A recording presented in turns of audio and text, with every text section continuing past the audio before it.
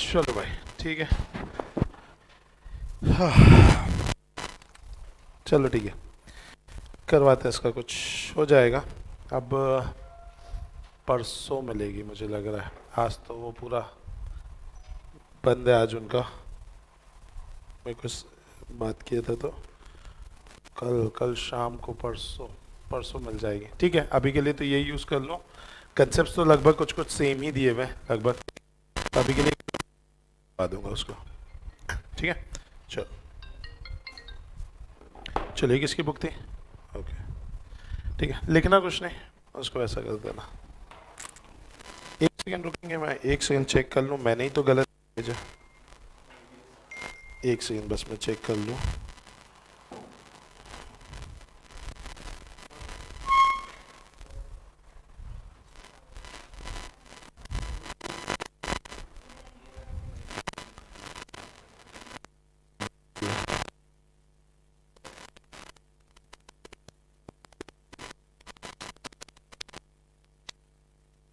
एक सेकंड, उसके अंदर ना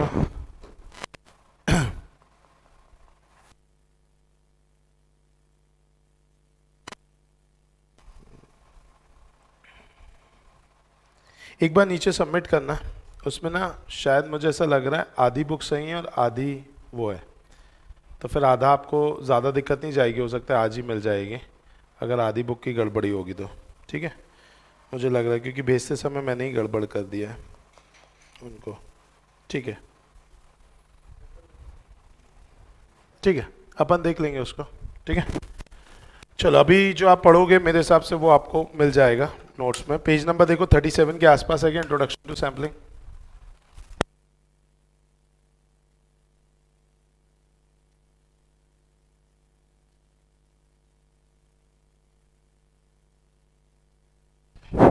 हेलो हेलो हेलो,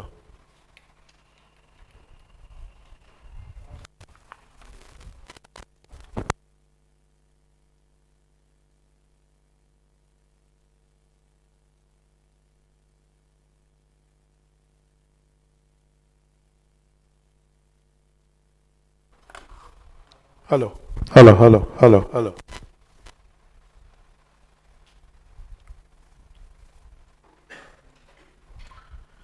चलिए दोस्तों, तो very very very good morning. आज स्टार्ट करने जा रहे हैं बहुत ही प्यारा सा सब्जेक्ट, नाम क्या है दोस्तों इसका? ऑडिट। चलिए, तो ऑडिट के अंतर्गत दोस्तों जो बातें करने वाले हैं वो बात अपनी होने वाली है एक्चुअली में सैम्पलिंग को लेकर के। पिछली क्लास में अपन ने सैम्पलिंग के बारे में पढ़ा था, अगर आपको याद होगा अपन ने सैम्पलिंग के बारे में क्या समझा था दोस्तों? तो जब आप अप्लाई करते किसको? ऑडिट प्रोसीजर को, किसमें अप्लाई करते? To the less than 100% of the item, तो उस कंसेप्ट को अपन क्या बोलते हैं दोस्तों? सैम्पलिंग। तो सैम्पलिंग का बेसिक मतलब यही होता है कि आप less than 100% of the item with in a population पे अगर आप ऑडिट प्रोसीजर को क्या करें? अप्लाई करें। 100% से लेस आइटम को ऑडिट प्रोसीजर अप्लाई करने का मतलब क्या है कि हम चेकिंग पूरी नहीं करेंगे, हम चेकिंग क्या करेंगे? थोड़ी सी करेंगे। लेकिन अपन ने ये चीज समझी थी कि भाई थोड़ी चेकिंग क्यों करना, क्योंकि अपन ने समझा था कि भैया वॉल्यूम ऑफ वर्क क्या हो जाता है? काफी ज्यादा हो जाता है। उसके बाद अगर अपन बात करें कि भाई कहीं ना कहीं जो ट्रांजैक्शंस होते हैं वो ट्रांजैक्शंस कैसे होते हैं? Homogeneous. What do you mean by homogeneous? एक जैसे ही होते हैं। अब ट्रांजैक्शन एक जैसे ही है और अगर ट्रांजैक्शन में वॉल्यूम बहुत ज्यादा है, वॉल्यूम ज्यादा है इसका मतलब क्या है दोस्तों? बहुत ज्यादा नंबर ऑफ क्या है बताइए? ट्रांजैक्शंस है। और हमारे पास टाइम कैसा है? लिमिटेड कि अनलिमिटेड? लिमिटेड टाइम है। अब लिमिटेड टाइम के अंदर अगर आपको ऑडिट को कंप्लीट भी करना है और वॉल्यूम ऑफ ट्रांजैक्शंस काफी ज्यादा है और ज्यादातर ट्रांजैक्शन क्योंकि एक जैसे होते हैं, तो हर ट्रांजैक्शन को डीपली चेक करने से अच्छा है कि हम उस ट्रांजैक्शन को अच्छे से पूरा 100% ना चेक करके लेस देन 100% भी क्या कर सकते हैं? चेक कर सकते हैं। और जैसा कि अपन जानते हैं कि भैया audit is all about giving reasonable assurance की एब्सोल्यूट एश्योरेंस? Reasonable assurance. वैसे भी हमें एब्सोल्यूट एश्योरेंस नहीं देना, वैसे भी हमें जजमेंट नहीं देना, हमें क्या देना है? ओपिनियन। और क्योंकि हमें ओपिनियन देना है तो इस वजह से अपन को बेसिकली अगर अपन ने ऑडिट में 100% चेकिंग ना करके लेस देन 100% चेकिंग किया तो भी चलेगा। अच्छा, ये जो सैम्पलिंग है अपन ने ये भी देखा था कि सैम्पलिंग अपन को हर जगह करना है कि कुछ कुछ जगह मना किया गया हुआ है। Very good. जैसे कि opening and closing balance, that is balance sheet item, उसमें आप क्या नहीं कर सकते? सैम्पलिंग नहीं कर सकते।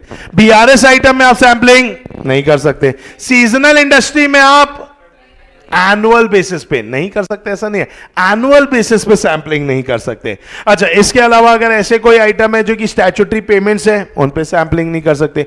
ऐसी कोई चीजें जो लॉ ने बोला है कि चेक करना अनिवार्य है, उस पर भी सैंपलिंग नहीं कर सकते। कोई ऐसी चीज जो मटीरियल है और नंबर्स में कम है, उस पर भी आप सैंपलिंग नहीं कर सकते। क्या ये बात समझ में आ गई? ओके। फिर अपन ने समझा था कि सैंपलिंग करने के लिए आप पॉपुलेशन को 100% चेक करते हैं कि लेस देन 100%।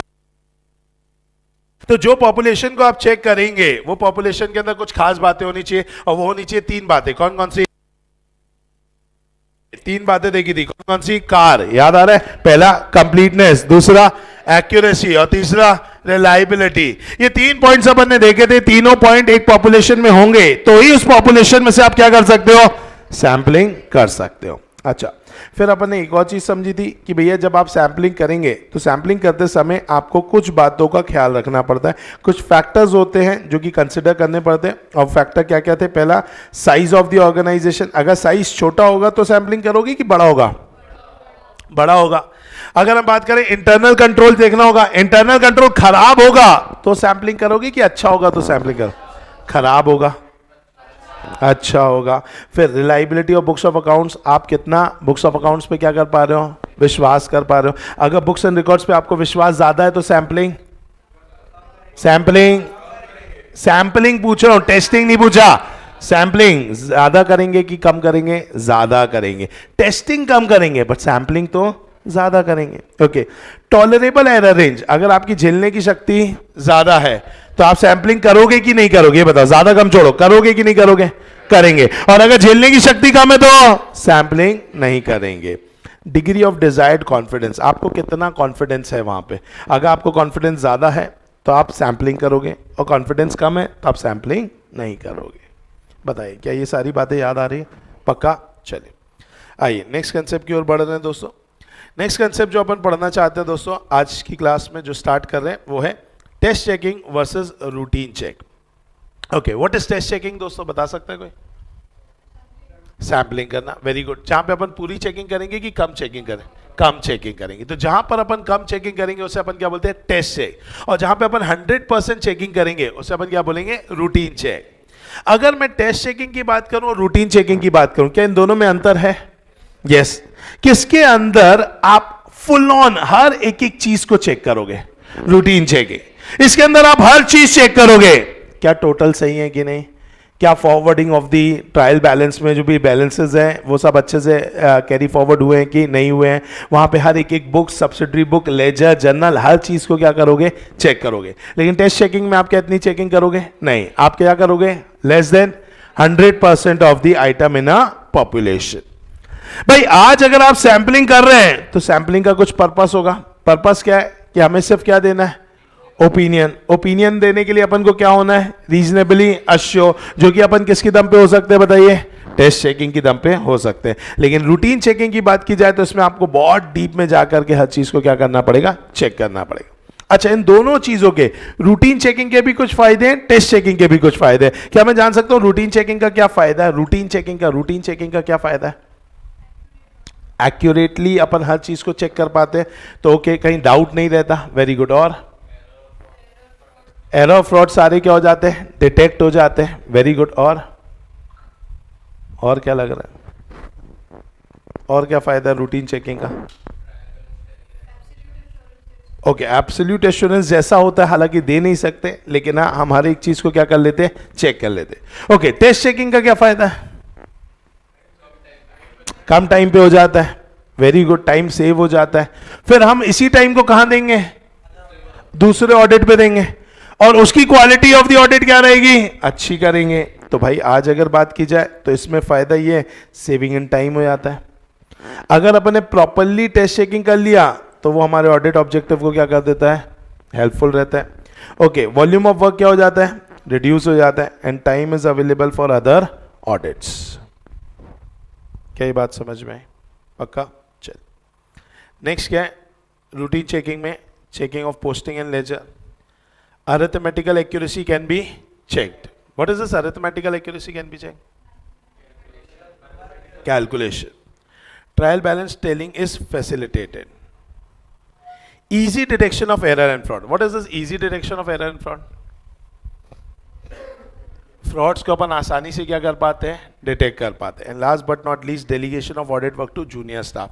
हम जूनियर स्टाफ को अपना काम दे सकते हैं क्योंकि रूटीन है भाई, चेकिंग तो करना है, यही तो करना है भाई, तू कर ले, तो ये चीज हो जाती है. अच्छा, अगर हम बात करें हर सिक्के के कितने पहलू होते हैं बेटा, दो. एक है एडवांटेज और एक है डिसएडवांटेज. अगर आप टेस्ट चेकिंग को अगर आप अच्छा बोल रहे हैं एडवांटेजेस हैं, तो ऑब्वियसली बात है उसके डिसएडवांटेजेस भी होंगे. मुझे बताओ टेस्ट चेकिंग के क्या डिसएडवांटेज. एक सबसे बड़ा डिसएडवांटेज, एरर ऑफ फ्रॉड पता नहीं चलेगा. Okay, very good. और अपन 100% चेकिंग नहीं करेंगे तो हमेशा क्या रहेगा, डाउट. किस चीज का डाउट, कि यहां पे मिस स्टेटमेंट होगा और हमने शायद पढ़ा या पकड़ा नहीं है. अच्छा, इसके कारण क्या हो जाता है, क्योंकि अब आप 100% चेकिंग नहीं करने वाले, तो जो ऑडिट का स्टाफ है और जो ऑडिटी का, दैट इज क्लाइंट का स्टाफ है, दोनों केयरलेस हो जाते हैं. केयरलेस कैसे, क्लाइंट का स्टाफ बोलता है भाई इन लोग तो पूरा चेक करने वाले नहीं है, ठीक है ट्राई करके देखते हैं, शायद फ्रॉड कर लेते हैं, हो सकता है पकड़े ना जाए. Getting my point. अच्छा, ऑडिटी की बात की जाए, ऑडिटर की बात की जाए, ऑडिटर का स्टाफ भी 100% चेकिंग नहीं करता तो केयरलेस होता है. वो बोलता है कहीं फ्रॉड एरर हो गया ना, अपन बोलते हैं अरे हमने तो इस सैंपलिंग में छोड़ दिया था. तो दोनों ही लोग क्या हो जाते हैं, काफी केयरलेस हो जाते हैं. ये क्या है बताइए इसका डिसएडवांटेज. तो पहला है क्लाइंट स्टाफ में become careless. Some error and fraud may go what दोस्तों, undetected. All items are not checked. An element of doubt and risk is present in the auditor's opinion. क्या ये बात समझ में आई? पक्का. चलो नेक्स्ट अगर अपन बात करें किसके बारे में, रूटीन चेकिंग. रूटीन चेकिंग के क्या नुकसान है. नुकसान ये पहला बहुत मैकेनिकल होता है, ये करो फिर ये करो फिर ये करो फिर ये करो फिर ये करो, मतलब कुछ एक्साइटमेंट ही नहीं है. हर चीज ऐसा करना ऐसा करना ऐसा करना ऐसा करना ऐसा करना ऐसा करना, काफी क्या हो जाता है मैकेनिकल. और मैकेनिकल के साथ साथ हो जाता है मोनोटोनस. मोनोटोनस मतलब एक ही टोन पे चलता है. तो पहला वो काफी क्या हो जाता है मैकेनिकल, फिर हो जाता है मोनोटोनस. नेक्स्ट थिंग, ये फालतू पॉइंट लिखा है बट हमें भी लिखना पड़ेगा. बोल रहे भैया जो कंपनसेटिंग एरर है वो पता नहीं चलती. कंपनसेटिंग एरर क्या होती है, एक ऐसी एरर जो कि दूसरी एरर को क्या कर लेता है, कंपनसेट. मतलब एक गलती हुई और एक और गलती की, दोनों गलतियों ने मिलकर के चीजों को ठीक कर दिया. ठीक मतलब प्रेजेंटेशन में ठीक किया, बाकी तो गलतियां है. अब एक के बदले दो हो गई, तो दो गलतियां की लेकिन चीज हमारी सही हो गई. जैसे आपकी जिंदगी में होता है बैलेंस शीट टैली हो गई. हाँ, आपको लगता है बैलेंस शीट टैली, बगल वाली की देखी भाई फिगर ही अलग अलग आ रहे हैं दोनों के, उसकी टैली किसी और चीज से हो रही है, अपनी टैली किसी और फिगर से हो रही है, फिर अपना जिया घबरा जाता है.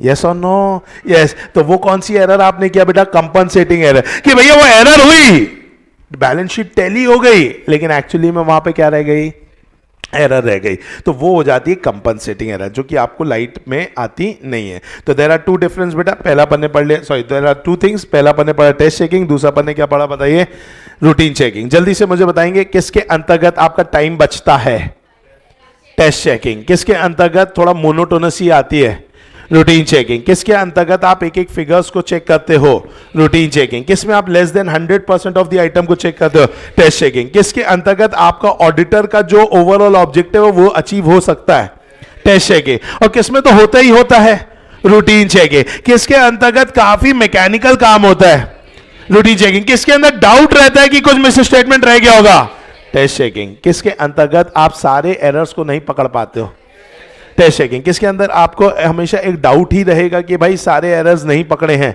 Routine checking, test checking. किसमें वॉल्यूम ऑफ वर्क रिड्यूस हो जाता है, टेस्ट चेकिंग. किसके अंदर आपका स्टाफ केयरलेस हो जाता है, टेस्ट चेकिंग. बोलो कोई भी डाउट, सिंपल, पक्का. चलो अब आओ थोड़ा टेक्निकल बातें करेंगे, ये सब तो वार्म अप सेशन था. चलो अब मुझे ये बताएंगे दोस्तों कि भाई टेस्ट चेकिंग और रूटीन चेकिंग में आज अगर मुझे टेस्ट चेकिंग करनी है, ध्यान से समझना, मुझे टेस्ट चेकिंग करनी है. अगेन बोल रहा हूं मैं 100% आइटम को तो चेक नहीं करूंगा, लेकिन 100% आइटम में से कितने आइटम को चेक करूं ये कैसे पता करोगे? पीछे बहुत तेज. पीछे क्या होता है, प्रोफेशनल जजमेंट. प्रोफेशनल जजमेंट लगा करके आपको यह पता चलेगा कि मुझे कितने % ऑफ द आइटम को चेक करना है. तो पीजे को भी कुछ इनपुट दोगे तभी तो वो आउटपुट देगा. अपने एक्सपीरियंस, नॉलेज और ट्रेनिंग के अंदर कुछ मशीन में डालोगे तभी तो कुछ निकलेगा। यहां से आलू डालोगे तभी तो सोना निकलेगा। समझ में आएगी नहीं आए? तो ऑन दैट बेसिस कुछ इनपुट दोगे तभी तो क्या आएगा, आउटपुट आएगा। अब इनपुट के नाम पे आपको क्या दोगे कि पीछे बताएगा कि भाई यहां पे ना ये चेक करना है, ये छोड़ना है, ये चेक करना है, ये छोड़ देना है। इसके लिए यहां क्या डालोगे, क्या बताओगे यहां पर? हाँ, क्या बताओगे? नाटा क्लासेस में आओगे तो कैसे पता चलेगा कि मैं 70% चेकिंग करूं कि 80% करूं कि 100% करूं कि 50% करूं? Internal control. बहुत सॉलिड जवाब। आपको याद होगा मैंने बताया था पहले समझो धंधा, फिर समझो धंधा करने का तरीका, और धंधा करने का तरीका ही तो इंटरनल कंट्रोल है। नाटा क्लासेस में एंट्री की, नेहा मैम से मुलाकात हुई, आपने एक्सपीरियंस किया कि नेहा मैम कैश ले रही है, नेहा मैम ही रिसिप्ट दे रही है, नेहा मैम ही बुक दे रही है, नेहा मैम ही आप लोगों का अटेंडेंस चेक कर रही हैं। तो मेरे यहां सारा काम एक ही इंसान कर रहा है, सॉलिड काम होगा, नो एरर नो फ्रॉड। बोलो, क्या फ्रॉड होने के चांसेस ज्यादा है? बहुत ज्यादा है। ऑब्वियस सी बात है भाई, यहां पे फ्रॉड होने के चांसेस हैं। यार हो सकता है कि एक रिसिप्ट आपको ना मिले और उसका कैश पॉकेट में चले जाए। हो सकता है आपको बुक भी मिल जाए, मैं बुक के दम पे बच्चे को देखूंगा, भाई मेरे यहाँ पे 500 बच्चा है, रोज तो गिनूंगा नहीं, गेटेगा मैं पर। अच्छा, कभी भी पूरी क्लास में पूरे बच्चे नहीं आते, समझ में आए?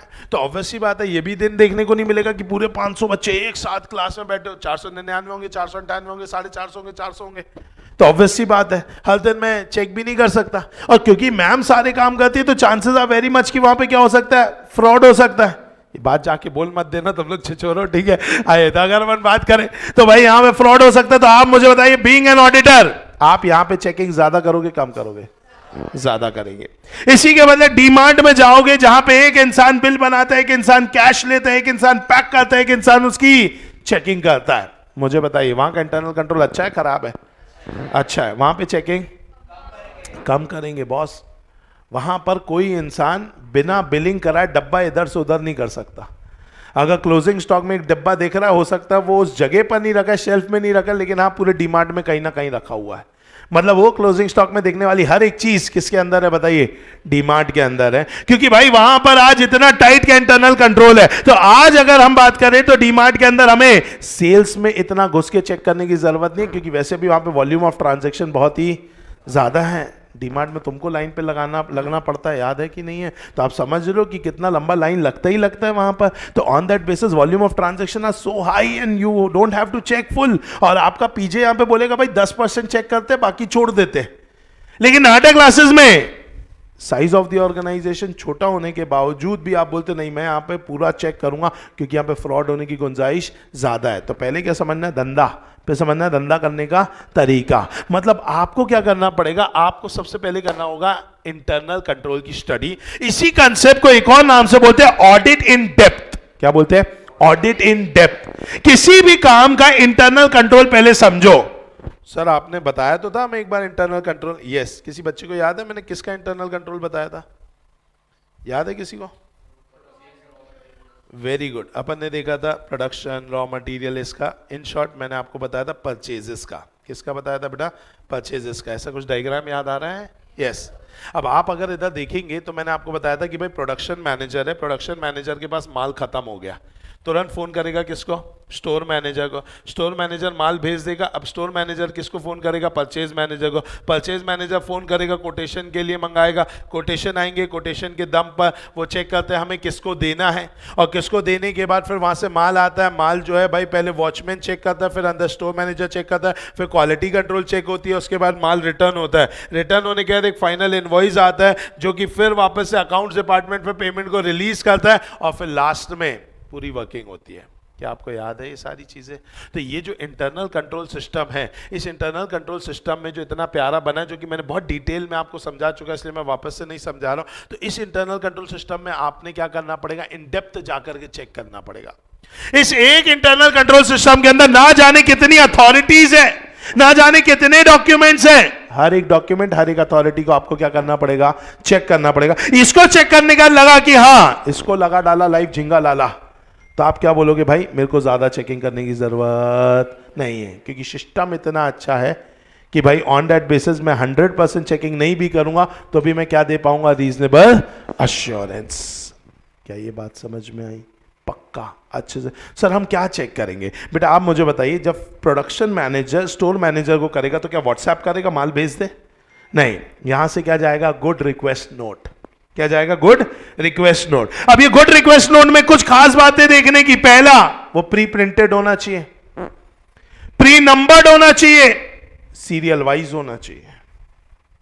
नहीं तो आप समझ रहे हैं, अगर प्री नंबर्ड नहीं हुआ, ये अपने हाथ से क्या कर रहा होगा? नंबरें। क्या लफड़ा हो सकता है? जैसे इसने 10 नंबर का GRN फाड़ा, 11 नंबर का फाड़ा, लेकिन 11 नंबर की फोटोकॉपी भी फाड़ दी और 12 नंबर को क्या लिख रहा है? 11 नंबर। तो प्री नंबर्ड भी होना चाहिए, सीरियली यूज्ड होना चाहिए।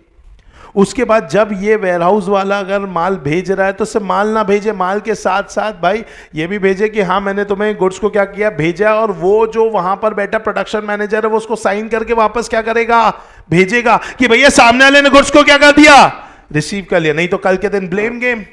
प्रोडक्शन वाला बोलेगा सर इसने तो माल ही नहीं भेजा था, देखो मैंने GRN भेजा था। बोले नहीं सर मम्मी कसम माल भेज दिया था। बोलेगा सबूत दिखा, कहां माल आया मेरे पास? अब ये कैसे सबूत दिखाएगा बेटा? तो इसके पास क्या होना चाहिए? लिखित कागज होना चाहिए, साइन किया हुआ कि हाँ भैया इस तारीख को माल आया था। आज अगर देखा जाए तो कैसे अपन को किस किस सप्लायर से मंगाना है उसका पूरा कोटेशन, उसका एक फॉर्मेट होना चाहिए। कौन अथॉरिटी सप्लायर के साथ अग्रीमेंट कर रही है, क्या वो अथॉरिटी के पास उतनी पावर है भी कि नहीं है? हर एक चीज को पिन से लेके प्लेन तक, स्क्रैच से लेके डेस्टिनेशन तक, 1 से लेके 100 तक, हर चीज को अपन बारी बारी से क्या करेंगे बेटा? चेक करेंगे। एक बार इंटरनल कंट्रोल पे विश्वास आ गया ना दोस्तों, फिर अपन को अंदर घुस करके एक एक पाई को चेक करने की जरूरत नहीं है। बस इंटरनल कंट्रोल पे विश्वास होना चाहिए। हर एक अथॉरिटी, हर एक डॉक्यूमेंट को एकदम स्क्रैच से डेस्टिनेशन तक क्या करना है अपन को? बोलो ना दोस्तों, चेक करना है। और इसी कंसेप्ट को अपन क्या बोल रहे हैं बताइए? Audit in depth. क्या बोलते हैं बताइए? Audit in depth. सर क्या होता है ऑडिट इन डेप्थ? पढ़िए क्या लिखा हुआ है। Audit in depth means examination of few selected transaction, examination of few selected transaction from the beginning to the end। अपन को बिगिनिंग से लेकर के एंड तक के क्या करना है? ट्रांजेक्शन्स को चेक करना है through the entire flow of transaction, through the entire flow of transaction, beginning से एंड तक करना है। It involve studying the recording of transaction at various stages through which they have past. Her stage से जिस जिससे निकल रहा है हर चीज को अपन क्या करेंगे बताइए? चेक करेंगे। एग्जाम्पल देखेंगे। पहला लाइक परचेज एक्विजिशन, वो प्री नंबर्ड होना चाहिए, प्री प्रिंटेड होना चाहिए, ऑथराइज्ड होना चाहिए। अगर आप कोटेशन मंगा रहे हैं तो उसको एनालाइज करेंगे। Official PO sequentially pre numbered, authorised and placed with approve supplier. Receipt of good हुआ कि नहीं डिलीवरी चलान के साथ, उस गुड्स को आपने after verification of quality quantity आपने स्टोर्स में डाला, एंट्री किया स्टोर रिकॉर्ड्स में। Receipt of supplier invoice, approval of purchase invoice regarding compliance of specification, entries in purchase day book में entry हुआ कि नहीं हुआ, posting to purchase ledger and purchase ledger control account, payment of check and settlement of invoice after billing what दोस्तों? discount, entry for payment in cash book और bank book and posting from cash book to ledger and control accounts। ये सब क्या है बोलो?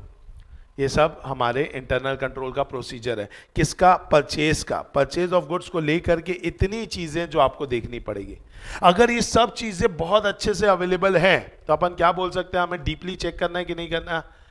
नहीं करना। एक बार इसको चेक कर डाला उसके बाद अपन को कोई चेक करने की जरूरत नहीं है। अगर आपने 1000 आइटम में से 10 भी चेक किए और 10 में भी आपको संतुष्टि मिल गई, आप आगे बढ़ जाओ, क्योंकि अगर सिस्टम अच्छा है तो पूरा सारी चीजें क्या होगी? अच्छी होगी। क्या ये बात समझ में आई? पक्का अच्छे से? क्या लिखा है यहाँ पे? At each stage relevant record and authorities are examined. It also judged that whether the person who has exercised the authority in relation to transaction is fit to do so in terms of prescribed procedure. While auditing in depth, the auditor reviews all the accounting and operational aspect of the transaction from the origin to the end. वो origin से लेके end तक हर चीज को क्या करेगा? Check करेगा। This enables him to have an overall view and evaluate the procedure through selected transaction. आपको एक overall क्या मिल जाता है बेटा? व्यू मिल जाता है, जिसके दम पर आपको 100% चेकिंग नहीं करनी पड़ती। आप लेस देन 100% चेकिंग करके भी अपना क्या फॉर्म कर सकते हो दोस्तों? ओपिनियन। क्या ये बात समझ में आई? मतलब सैंपलिंग करने के लिए सबसे पहला काम अपन को क्या करना पड़ेगा? इंटरनल कंट्रोल को चेक करना है। और इंटरनल कंट्रोल को चेक करने के यहाँ के कंसेप्ट को अपन बोलते हैं ऑडिट इन डेप्थ। क्या करेंगे? Audit in depth. Audit in depth करने के बाद अपन क्या करेंगे? ट्रांजैक्शंस को फिर चेक करेंगे और फिर 100% पॉपुलेशन के आइटम्स को ना चेक करके लेस देन 100% आइटम्स को अपन क्या करेंगे? चेक करेंगे। क्या ये बात समझ में आई? बोलो यस और नो। चलिए अब आगे बढ़ते हैं दोस्तों। मैं आपको बताना चाहूंगा सैम्पलिंग जो होती है वो दो प्रकार की होती है। सैम्पलिंग कितने प्रकार की होती है? दो प्रकार की। एक को बोलते हैं स्टैटिस्टिकल सैम्पलिंग और एक को क्या बोलते हैं? Non statistical sampling. नाम से ही लग रहा है स्टैटिस्टिकल सैम्पलिंग मतलब अपन किसका उपयोग करेंगे यहाँ पे? स्टैटिस्टिक्स का। स्टैटिस्टिक्स पढ़ा है क्या कभी? यस। आपने पढ़ा होगा प्रोबेबिलिटी, आपने पढ़ा होगा सैम्पलिंग थ्योरी। ये जो सैम्पलिंग थ्योरी पढ़ा, ये जो प्रोबेबिलिटी पढ़ा, ये सब आपने आज के दिन के लिए ही पढ़ा था, जो कि आप भूल गए हैं। टेंशन मत लो। लेकिन अगर आपने जो भी पढ़ा था उस समय, वो इसीलिए ही पढ़ा था ताकि आपको स्टैटिस्टिकल सैम्पलिंग समझ में आ जाए। क्योंकि हम यहाँ पे किसका इस्तेमाल करेंगे? स्टैटिस्टिक्स का इस्तेमाल करेंगे। और स्टैटिस्टिक्स का इस्तेमाल करके अपन ये सोचेंगे कि इतने सारे ट्रांजैक्शन में से कौन से ट्रांजैक्शन को हमको चेक करना है। तो अगर आप अपना दिमाग ना लगा करके स्टैटिस्टिक्स का फॉर्मूला लगा करके उनकी इक्वेशंस लगा करके जब आप आइटम को सेलेक्ट करते कि ये आइटम चेक कर लूं, ये कर लूं, ये कर लूं, ये कर लूं, ये कर लूं, इसे क्या बोलेंगे? Statistical sampling. और नॉन स्टैटिस्टिकल सैंपलिंग मतलब आप यहां पे स्टैटिस्टिक्स का इस्तेमाल नहीं करेंगे। आप किसका इस्तेमाल करेंगे बेटा? पीछे का, अपने दिमाग का।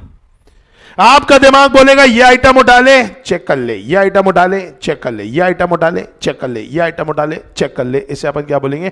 Non statistical sampling. कौन सी सैंपलिंग ऐसी होगी जिसमें बायसनेस होगी?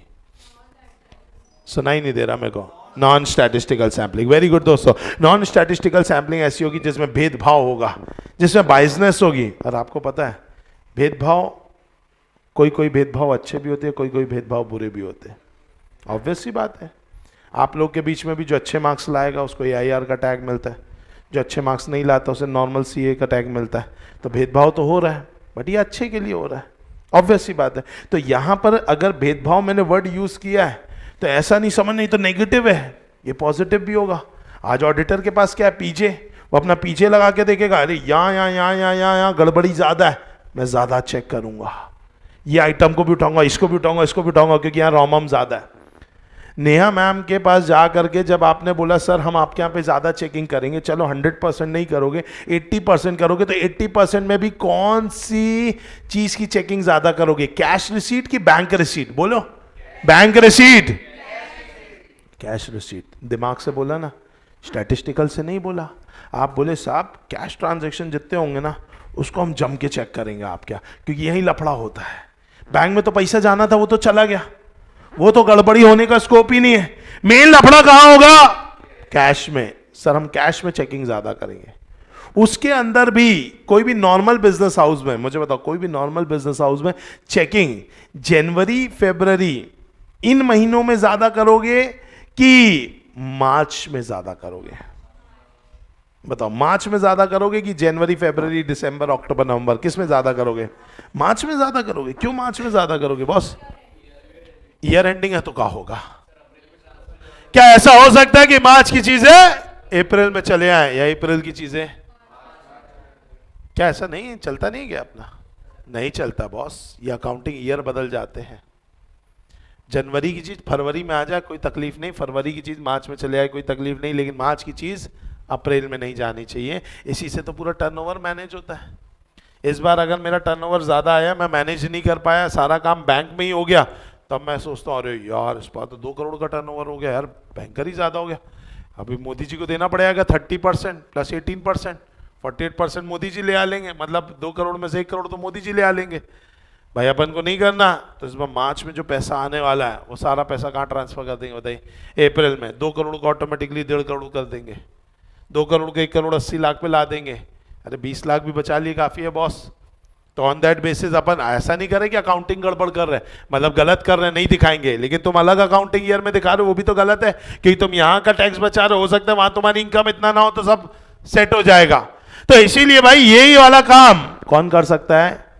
बिजनेसमैन करेगा, ऑडिटर ने यही देखना है। अब स्टैटिस्टिकल सैंपलिंग ये सब थोड़ी ना जानता है, ये तो कौन जानता है बताइए, PJ, professional judgement of the auditor. तो ऑडिटर क्या करेगा, नॉन स्टैटिस्टिकल सैंपलिंग लगाएगा। तो दो ही प्रकार की सैंपलिंग होती है, एक होती है स्टैटिस्टिकल, एक होती है non statistical. Statistical, non statistical क्या बोल रही है, क्या बोल रहे हैं, a sampling approach that does not have a characteristics of random selection and the use of probability theory is considered as non-statistical sample. In this method, the sample size and its composition are determined on the basis of personal experience. किसके दम पे होता है बताइए, personal experience, knowledge of the auditor. In other words, कौन सा है अपने लिए, PJ, professional judgment. This method is used because of its simplicity in operation, ठीक है, for many years. क्या ये बात समझ में आई, पक्का। इसी का ठीक उल्टा कौन सा होगा बताइए, स्टैटिस्टिकल। स्टैटिस्टिकल में क्या है, approach to the sampling that has the following characteristics, पहला random selection of the sample item, ठीक है, and the use of probability theory to evaluate sample result. क्या हो रहा है बताइए, रैंडम सिलेक्शन हो रहा है किसका, सैंपल आइटम का, और प्रोबेबिलिटी थ्योरी को लगा करके अपन क्या कर रहे हैं, सैंपल के रिजल्ट्स को चेक कर रहे हैं। This method is more scientific. क्यों साइंटिफिक है, क्योंकि इसमें क्या इन्वॉल्व है, statistics, as it involves the use of law of probability. This method has reasonably wide application where population consists large number of similar item. एक जैसे item होंगे तो वहां पर आप क्या कर सकते हो, स्टैटिस्टिकल सैंपलिंग। क्योंकि वहीं पर ही बेटा ये जो साइंटिफिक चीजें है ना, ये जब चीजें उथल पुथल होती है तब साइंस काम ज्यादा नहीं आता, साइंटिफिक चीजें काम नहीं आती। साइंटिफिक फॉर्मूलेज वहीं काम आएंगे जहां चीजें एक जैसी है, ये होगा तो ये आंसर, ये होगा तो ये आंसर। अगर ये हो गया तो इंसान को फिर अपना दिमाग लगाना पड़ता है कि अब मैं क्या करूं। तो अगर चीजें एक जैसी है, जैसे नाटक क्लासेस में मैं जानना चाहता हूं क्या रिसिप्ट एक जैसी होगी, यस और no, yes yes yes, maximum receipt एक जैसी होगी। आज अगर फाउंडेशन का बैच है, मेरी फीस 40,000 है, 100 बच्चे तो 40,000 सब बच्चों ने दिया होगा, ठीक है, किसी ने 39, किसी ने 38, किसी ने 41, किसी ने 42, ऐसा भी हुआ होगा। कोई इंस्टॉलमेंट में तो 42 दे रहा होगा, किसी ने वन शॉट पे कर दिया तो भाई ठीक है 39 दे रहा होगा, 38 दे रहा होगा। कोई ऐसा होगा जो आ करके चूड़ियां तोड़ दिया, लेट लाट करके रो रहा है, डिस्काउंट दोगे तो ही लूंगा, नहीं तो मैं जा रहा हूं, ठीक है, और बच्चों को भी आने नहीं दूंगा, तो ठीक है भाई तू 35 में ले ले। तो ऑन दैट बेसिस क्या करना पड़ता है बताइए, ऐसा कर, तो आइडिया नहीं दे रहा हूं डिस्काउंट मांगने कि कल से आ गए चूड़ियां तोड़ने, ठीक है।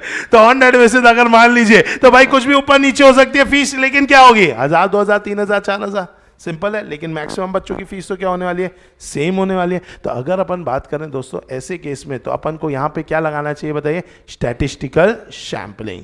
तो स्टैटिस्टिकल सैंपलिंग वहीं पर ही लगेगी जहां पे लार्ज नंबर ऑफ कैसे आइटम होंगे बेटा, सिमिलर आइटम। तो कितने प्रकार की सैंपलिंग होती है मैं भूल गया, कितने प्रकार की होती है, 2, पहला, दूसरा, अरे किसमें बाइसनेस होती है, नॉन स्टैटिस्टिकल। किसके अंतर्गत मैथमेटिक्स यूज होता है, स्टैटिस्टिकल। कौन सी साइंटिफिक है, कौन सी साइंटिफिक नहीं है, कौन सा कॉम्प्लेक्स है, स्टैटिस्टिकल। कौन सा सिंपल है, नॉन स्टैटिस्टिकल। किसमें आप पीजे लगाते हैं, नॉन स्टैटिस्टिकल। क्या ये बात समझ में आई, पक्का, अच्छे से, कोई भी डाउट तो नहीं इसमें। चल क्या लिखा हुआ है दोस्तों, advantages of statistical sampling. Statistical sampling के अभी मैं सारे एडवांटेज नहीं पढ़ाऊंगा, गिने चुने पढ़ाऊंगा, कुछ अपन आगे की चीजें पढ़ेंगे, फिर वापस आएंगे तो आपको बेहतर समझ में आएगी। तो पहले पढ़ेंगे दूसरा पॉइंट, क्या बोला है, the sample selection is more objective and thereby more defensible.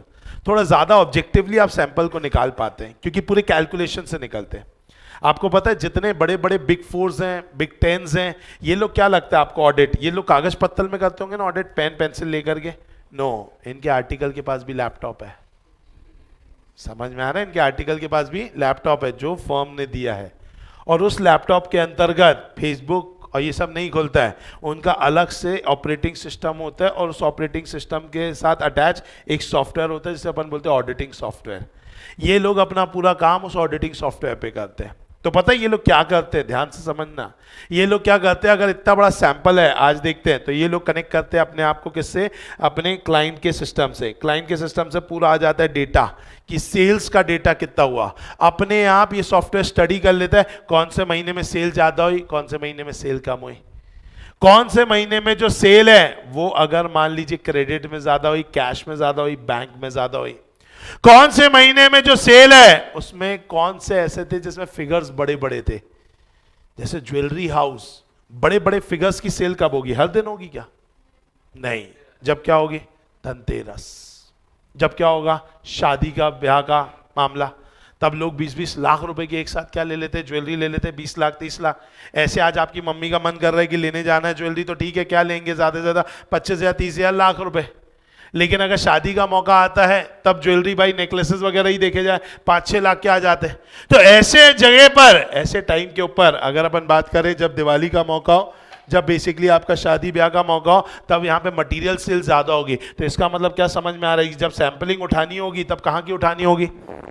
इन जगहों की उठानी होगी। तो ये सब स्टडी ऑटोमेटिकली कौन कर लेता है? उनका सॉफ्टवेयर। अब आपको सॉफ्टवेयर में डालनी होती 3-4 बातें। पहला, आपका रोमम कितना है? रोमम समझता है क्या? रिस्क ऑफ मटेरियल में से स्टेटमेंट, यहां पर हाई है कि लो है, आपको डालना पड़ता है। दूसरा, यह डालना पड़ता है कि आप कितना चेकिंग करना चाहते हैं। तो आपने बोला भैया मैं 10%, 20%, 40%, 50%, आप कितना चेकिंग करना चाहते हैं। तीसरी चीज आपको डालना पड़ता है कि भैया यहां पर आपको क्या लग रहा है कि यहां पर जो इंटीग्रिटी ऑफ द मैनेजमेंट है, या जो आपने रैप लगाया है, उसका रिजल्ट क्या आया है। ये 2-3 चीजें आपको यहां पर डालनी पड़ती है, ऑटोमेटिकली वो निकाल के दे देता है। साल के अगर आपको मान लीजिए फॉर एग्जांपल 100 ट्रांजैक्शन चेक करना है, वो 100 नंबर निकाल कर दे देगा, बोलेगा बस यही बिल को चेक कर लो, बाकी चीजों को क्या कर दो? छोड़ दो।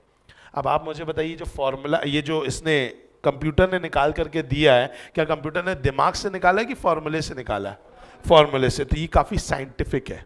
काफी क्या है बताइए? साइंटिफिक है। The sample selection is more objective. काफी साइंटिफिक रहता है, आपके ऑब्जेक्ट को पूरा करने वाला होता है। क्या लिखा है आगे? The method provides means of estimating the minimum sample size associated with the specified risk. It provides a means of deriving calculated risk, क्योंकि ये क्या है? स्टैटिस्टिकल सैंपलिंग है, साइंटिफिक है, तो इसमें रिस्क भी जो निकलेगा वो कैसा रहेगा? कैलकुलेटेड। कि भैया इतना रिस्क तो रहेगा ही रहेगा।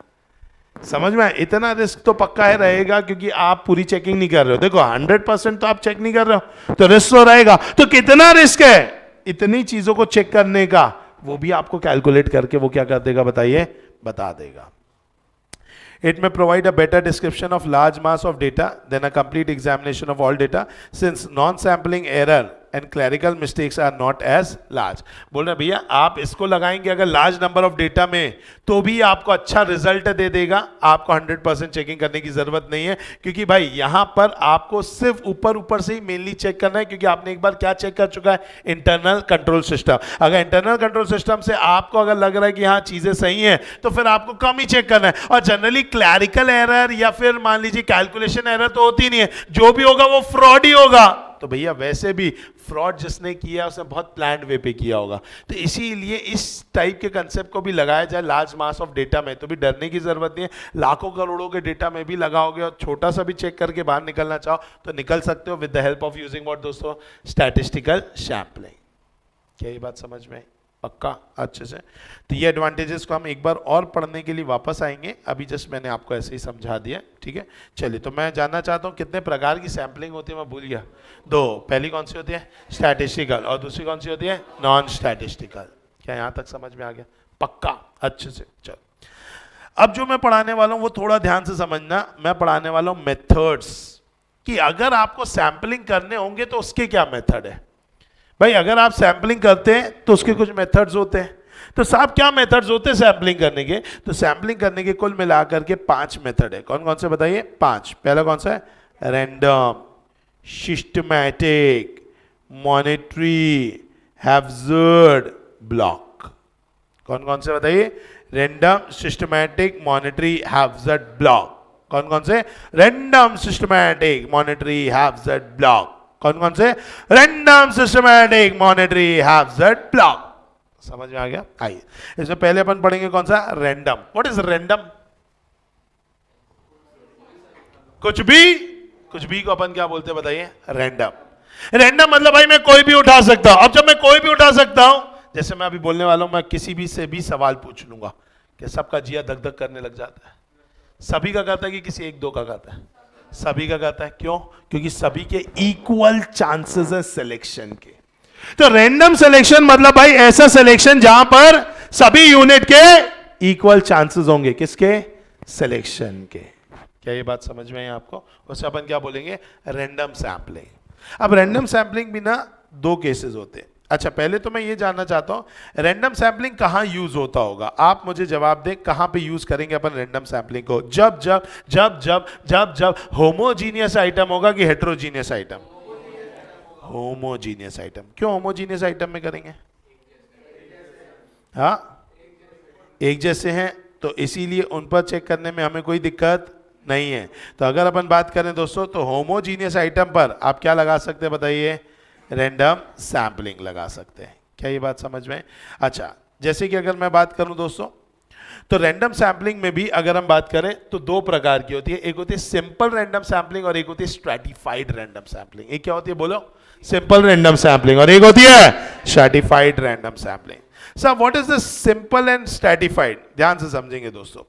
अगर मैं बात करूं दोस्तों, ध्यान से समझना, फॉर एग्जाम्पल अगर मेरी दुकान ऐसी है जिस दुकान के अंदर फॉर एग्जाम्पल 20,000 रुपए से लेकर के 40,000 रुपए तक का माल बिकता है, तो आप बोलोगे हाँ ठीक है, लगभग एक जैसा ही है, ठीक है, एकदम एक्यूरेट एक जैसा तो नहीं हो सकता, तो ठीक है ऐसे रेंज में माल बिकता है, ठीक है, हम इसमें क्या लगा सकते हैं? होमोजीनियस मानते हुए सिंपल रैंडम लगा सकते हैं। लेकिन मेरी दुकान ऐसी है जिस दुकान के अंदर 20 रुपए से लेकर के आपको 20 लाख रुपए तक का माल मिलेगा। सर ऐसी कैसी दुकान है? इलेक्ट्रिकल, 20 रुपए के स्क्रू ये सब भी मिलते हैं, वायर भी मिलती है, तो 20 लाख का झूमर भी लगा है मेरे यहाँ, ठीक है, मेरे यहाँ पर बाथरूम फिटिंग्स भी लगी हुई है भाई, जिनकी कॉस्टिंग आती है 10-20 लाख रुपए। तो ऑन दैट बेसिस भाई मेरे यहाँ पे 20 रुपए से लेकर के 20 लाख तक का माल लगा हुआ है। तो ऐसी जगह पर अगर आप रैंडम लगाएंगे तो शायद वो आपके प्रॉब्लम को सॉल्व नहीं कर पाएगा, क्योंकि ऐसा जो पॉपुलेशन है इसे अपन बोलते हैं हेट्रो। क्या बोलते हैं? हेट्रो। इस हेट्रो को अपन को किस में कन्वर्ट करना पड़ेगा बेटा? होमो। किस में कन्वर्ट करना होगा? होमो। तो हेट्रो को होमो में कन्वर्ट करने के लिए कंसेप्ट लगता है जिसको अपन क्या बोलते हैं? स्ट्रैटिफिकेशन। क्या बोलते हैं? स्ट्रैटिफिकेशन। सर स्ट्रैटिफिकेशन के लिए क्या करना होगा? आपको कुछ नहीं करना, आपको उठा करके क्या करना है? इस पॉपुलेशन को डिवाइड कर देना है। सर पॉपुलेशन को डिवाइड कैसे करेंगे? पॉपुलेशन को अपन डिवाइड ऐसा करेंगे कि अपन ने 4 कॉलम ले लिया और 4 कॉलम में अब अपन ऐसा करेंगे कि भाई इस पॉपुलेशन को डिवाइड कर देंगे। लाइक मैंने पहले वाले डब्बे में डाल दिया 20 रुपए से लेकर के 5,000 तक की चीजें एक डब्बे में डाल दिया। 5,000 रुपए से लेकर के बोलो, ठीक है भाई, फॉर एग्जाम्पल 1 लाख भी बोले 1 लाख में डाल देते, कोई दिक्कत नहीं। ये चलो मेरी इच्छा हो रही है चलो 50,000 डालने की, ठीक है भाई, तो ये क्या हो गया बताइए? 50,000। फिर 50,000 से लेकर के 4 लाख बेटा, और 4 लाख से लेकर के 20 लाख बेटा। अब आपने अपने मन से बहुत सारे फिगर्स बोले, मैंने अपने मन से वही फिगर लिखे जो मेरे को लगा ठीक है। क्यों अलग अलग फिगर लिखे मैंने बताए? क्योंकि मेरा पीजे अलग है, आपका पीजे अलग है। मैंने 4 ही डब्बे बनाए, आपका मन है 8 डब्बे बनाने का। क्या हम बना सकते हैं? बनाओ, क्योंकि ये पूरा किसके दम पर चलने वाला है? पीजे के दम पे। तो हेट्रोजीनियस आइटम को होमोजीनियस में कन्वर्ट करने के लिए आपको क्या करना पड़ता है बताइए? आपको स्ट्रैटिफिकेशन करना पड़ता है, जिसमें आपको पॉपुलेशन को अलग अलग उसमें क्या करना होगा? डिवाइड करना होगा। लाइक मैंने किया 20 रुपए से 5,000, 5,000 से 50,000, 50,000 से 4 लाख, 4 लाख से 20 लाख। क्या ये बात समझ में? अब बताओ मुझे 4 लाख से 20 लाख वाले आइटम कितने चेक करूंगा? ज्यादा मतलब कितना ज्यादा बेटा? 100% कर ले, कर लेते हैं। 4 लाख से 20 लाख का माल कितना बिक रहा होगा मेरी दुकान में? साल भर में शायद 85 बिल बने होंगे, ऐसे 100 बिल बने होंगे, और क्या बनेगा यार? समझ में आ रहा है? हर कोई क्या वो 20-20 लाख रुपए का बाथरूम बनाएगा क्या? Getting my point? नहीं बना सकता ना यार, ये सब शौकीन लोग हैं भाई, कि उनको चाहिए बटन से ही सब कुछ हो जाए। समझ में आएगी नहीं आए? तो ऑन दैट बेसिस भाई उनका कंसेप्ट है भाई, वो शौकीन लोग हैं, 20-20 लाख रुपए वाले बाथरूम वाले, 5-5 लाख रुपए के बाथरूम वाले। अपन को तो 1100 वाला चाहिए। अरे आया कि नहीं आया? तो ऑन दैट बेसिस अगर देखा जाए तो ये 101 लोग ही होंगे, बहुत ज्यादा नहीं होंगे। और इसका आइटम भी क्या मटीरियल है, तो हमें ज्यादा चेक करना चाहिए। इसीलिए मैं कितना चेक कर रहा हूं बताइए? 100%। चलो 50,000 से 4 लाख कितना करें बोलो, जल्दी बोलो। 80%, 60%, 70%, 75%। क्यों मैंने अलग किया? पीजे बेटा, आपका और मेरा पीजे मिक्स करना ही नहीं है मेरे को। अरे मैं आपके स्टैंडर्ड पे थोड़ी ना आऊंगा बेटा, ऑब्वियस सी बात है।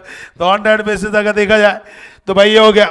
नेक्स्ट है 5,000 से 50,000 के बीच में, बोलो 20% बेटा। ज्यादा तो 50% सब चेक कर डालोगे तो फिर सैम्पलिंग का मतलब क्या, पूरा ही कर लो ना चेक। आप थोड़ा मैनेजेबल ही करोगे ना। और इसके अंदर कितना चेक करेंगे? 2.5% बेटा। आइए 2 और 5 दोनों की बात रख ली मैंने। आइए तो अगर अपन बात करें तो ऑन दैट बेसिस मैंने अपने अपने हिसाब से क्या कर दिया बताइए, पीजे बनाए। अब इसके अंदर मैं क्या करूंगा, इसके अंदर मैं क्या करूंगा, इन सब पे अलग अलग तरीके से क्या लगाऊंगा, रैंडम सैंपलिंग।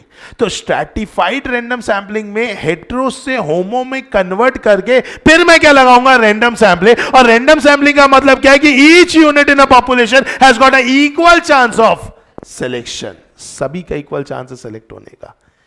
और इसमें पूरा काम 2 तरीके से हो सकता है, या तो with the help of computer, या तो विद द हेल्प ऑफ वो लॉटरी वाला सिस्टम होता है।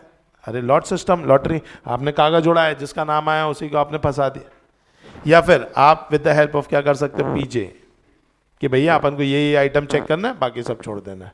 तो आप कैसे भी कर सकते हो। तो 2 प्रकार के अपन ने देख लिए दोस्तों, क्या टाइप्स ऑफ सैम्पलिंग में अगर अपन सैम्पलिंग मेथड में अगर अपन बात करें तो एक होता है रैंडम, रैंडम के अंदर 2 है, एक है सिंपल, एक है स्ट्रैटिफाइड। सिंपल क्या बोल रहा है, each unit has got equal chance of selection and you can select it using random number table, picking up of randomly, and it is appropriate in case of homogeneous population.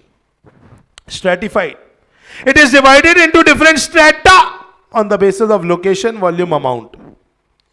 Each strata is considered as different population. Her strata अपने आप में क्या है, different है, and it is appropriate for highly diversified population.